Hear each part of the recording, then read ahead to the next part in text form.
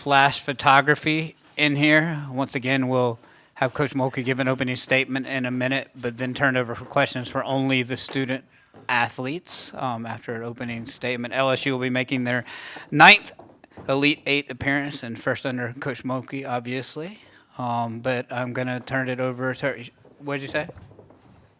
What? Yeah, no opening statement. No opening. We're not going to have an opening statement. Yep. So we're going to go ahead and turn it over for questions for the student athletes. Go ahead, right here in the middle.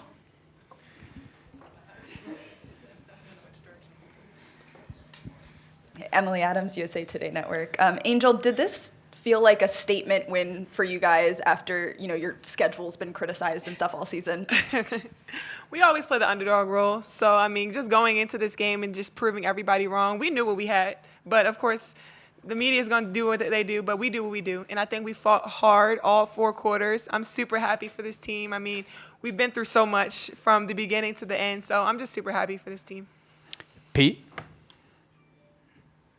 Pete Yakabelli, Associated Press. Angel, how dramatic was that finish? How back and forth, up and down was it? How did you handle your emotions in going forward and fighting to the end?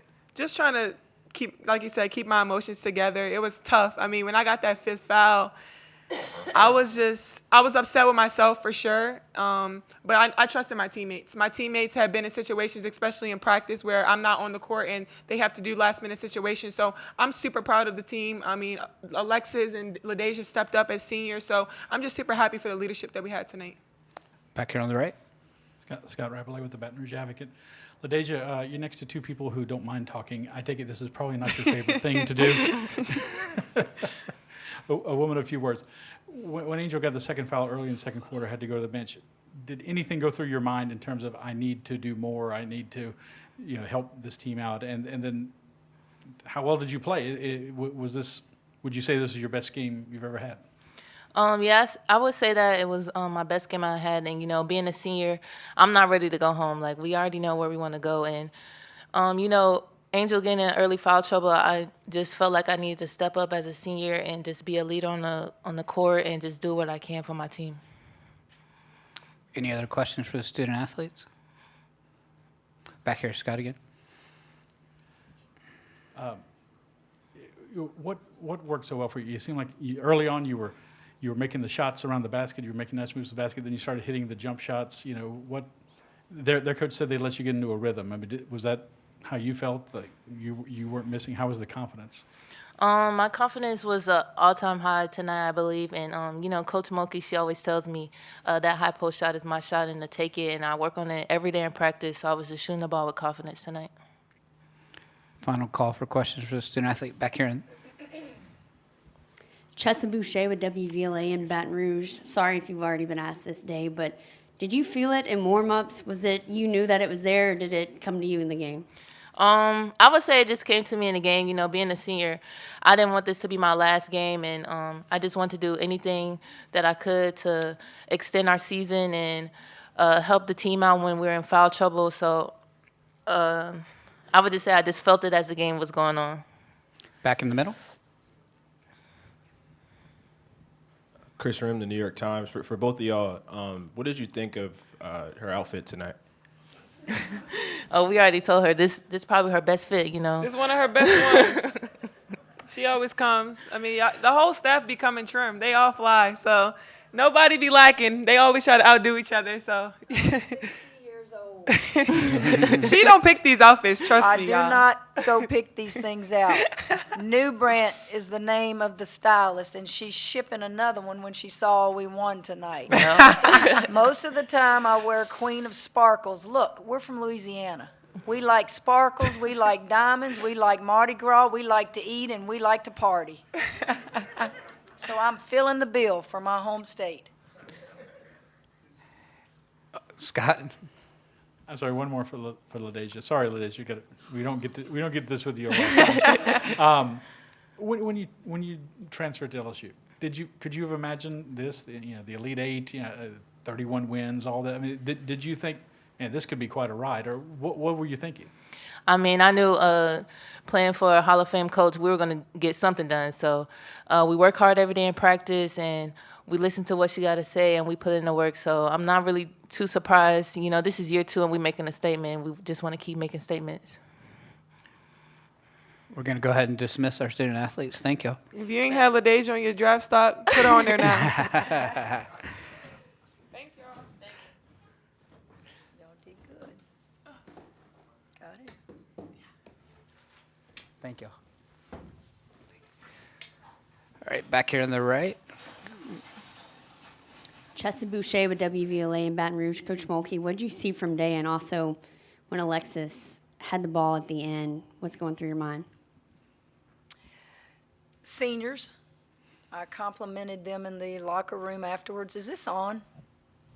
Can y'all hear me? I said it in the previous press conference. Seniors, I can't describe it to you. They don't want to take that jersey off for the last time. It's the worst feeling in the world, and that includes those that get to play pro ball. There's something about a college atmosphere. There's something about a college team, the greatest years of your life. Those 2 kids played big time. Alexis didn't shoot it particularly well early, but big shot Alexis. She hit the big 3. We didn't shoot it particularly well. One was 0 for 3, 0 for 3, 0 for 7. 3 starters sitting over there by me. I just thought it was 2 heavyweights going at it. And that's what I told their coach after the game. I said, somebody had to win and somebody had to lose. We just made a few more plays. But so much respect because that team guards you. We will guard you. Everybody thought it was going to be this track meet. They average this, we average that. At the end of the day, if you're a basketball junkie, you had to enjoy some of that going on tonight because neither team turned it over a lot. We were pushing, we were shoving, they were pushing. You're just battling. You're trying to win a ball game. Pete? Kim, I'll ask you what I asked Angel. Was it hard controlling the emotions there at the end? There were so many swings back and forth in this one. Well, I'm very passive on the sideline anyway. So, I mean, I was under control and didn't bother me a bit. Did it bother y'all? I've been, doing this so many years. I've seen so many endings. I've lost national championships with 0.7 of a second on a clock.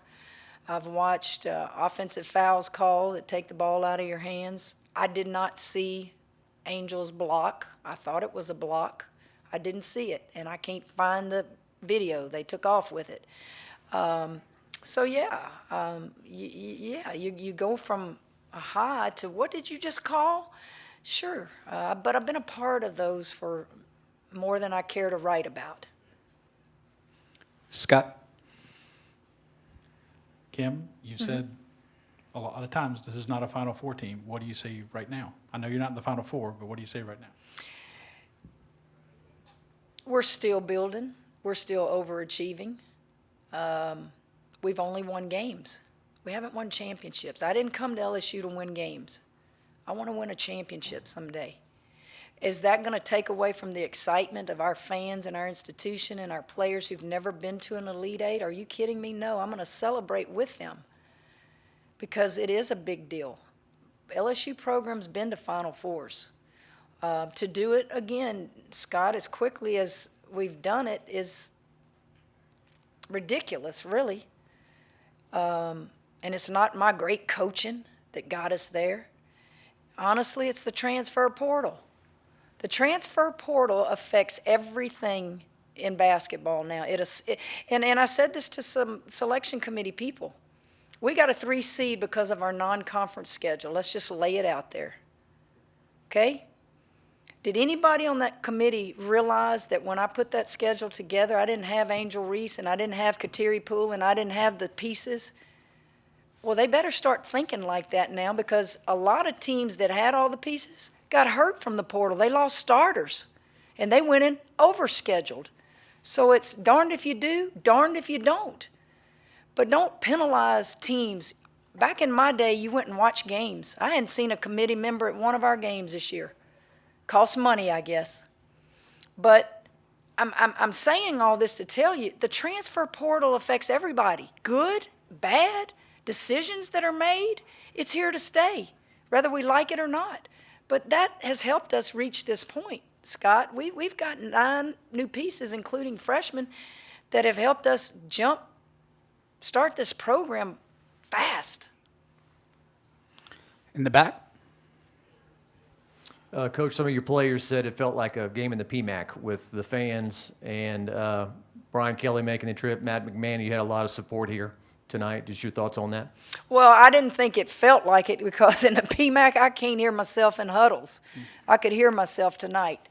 But the enthusiasm, the people that flew in here on their private planes, commercial planes, that drove in here. We'll have buses coming from LSU. It's my understanding, student buses now for the championship, or the Elite-8 game, I should say, to get to the Final Four. That makes you feel good, and you don't want to let them down. Had we lost, I would have held my head high. Those kids would have been disappointed, but I would have told them, hey, look around. Think about what you've done for LSU. It was great to see Brian and Matt. I brought them out on the floor. You know, Brian's in the middle of spring ball, isn't he? And for him to make the effort to come out here. Now, I don't want him getting mad if his quarterback misses something that he needed to teach him today. But, you know, that quarterback should have been watching our game, right? Back here on the right, and then we'll go to the middle. Coach Mulkey, I just talked to Lex in the locker room, and she said she had deja vu from the last time you guys were here. When you called that timeout, did you have the same reaction? Well, the deja vu wasn't – last time we were here, it was our inability. We didn't execute. We didn't set the right pick going straight from that. This deja vu was on the defensive end when you had the lead. So it was a little bit different, but the fact that it was close – I think it was like, are you kidding me? Maybe that was the deja vu she's talking about. These are our final 2 questions starting here in the middle. Kim, you had 3 players foul out tonight. I mean, just did you feel like this game was called tighter than maybe you saw during SEC play, or was it just extra physical? I think both, I said it, both teams, heavyweights, they're out there, we're getting after it, they were getting after it. I thought I just have so much respect when I leave the floor, whether I win or lose, when I see people teach defense. I learned from the best in the business, Leon Barmore, Pat Summitt. You didn't get on the floor if you didn't guard people. And we want to become just better defensively. And I just thought they guarded us. I thought we guarded them. I thought it was, I'm not going to tell you an entertaining game, but if you're a basketball junkie, there was some good stuff done in that game from a coaching standpoint on stressing defense, rebounding, play within yourself. You had some different players step up. It was 2 heavyweights going at it. I thought our bench, even though we didn't hit shots, our bench helped us. I thought Poa. You have to talk about Poa. She didn't get many minutes the previous game, but Poa goes in, and Samaya Smith got a few more minutes tonight. I think we need to acknowledge their play as well. Final question here. Angel's talked about LaDazhia's footwork in the past, and just her up and under move tonight was really the difference maker, I guess. Just could you kind of tell me what you see there? Well, LaDazhia she has tremendous she does. Her footwork is good. She's going to bait you. She's going to look around, and then when she sees an opportunity to give you that up and under move, or give you a move where she can, take that extra step, she can do it one-on-one. I think the high post shot, she hasn't shot that enough all year. And the reason she hasn't is because we've been able to get it to Angel all year. But tonight, they wouldn't let us get it in there to Angel, and they can shoot that shot. It's a beautiful shot. And I'd